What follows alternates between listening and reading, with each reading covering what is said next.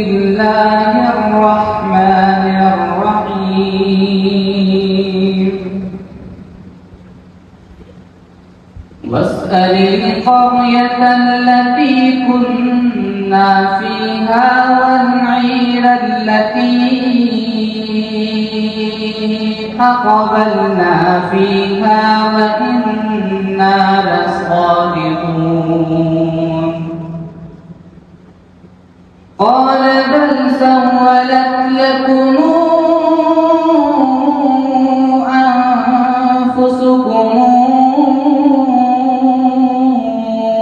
أمرا فصبر جميل عسى الله أن يأتيني بهم جميعا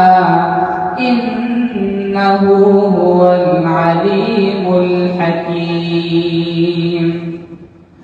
وتولى عنهم وقال يا أسفا على يوسف وابيضت عيناه من الحزن فهو كظيم قالوا تالله تفتأ تذكر يوسف حتى تكون حرضا أو تكون من الهالكين قال إنما أشكو بثي وحزني إلى الله وأعلم من الله ما لا تعلمون يا بني اذهبوا فتحسسوا من يوسف وأخيه ولا تيأسوا من روح الله إنه لا ييأس من روح الله إلا القوم الكافرون فلما دخلوا عليه قالوا يا أيها العزيز مسنا وأهلنا الضر وجئنا ببضاعة مزجاة فأوف لنا الكيل وتصدق علينا إن الله يجزي المتصدقين قال هل علمتم ما فعلتم بيوسف وأخيه إذا أنتم جاهلون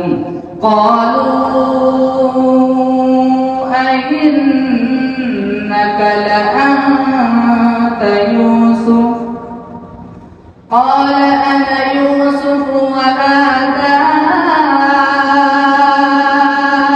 أخي قد من الله علينا إنه من يتق ويصبر فإن الله لا يضيع أجر المحسنين قالوا تالله لقد آثرك الله علينا وإن كنا لخاطئين قال لا تثريب عليكم اليوم يغفر الله لكم وهو أرحم الراحمين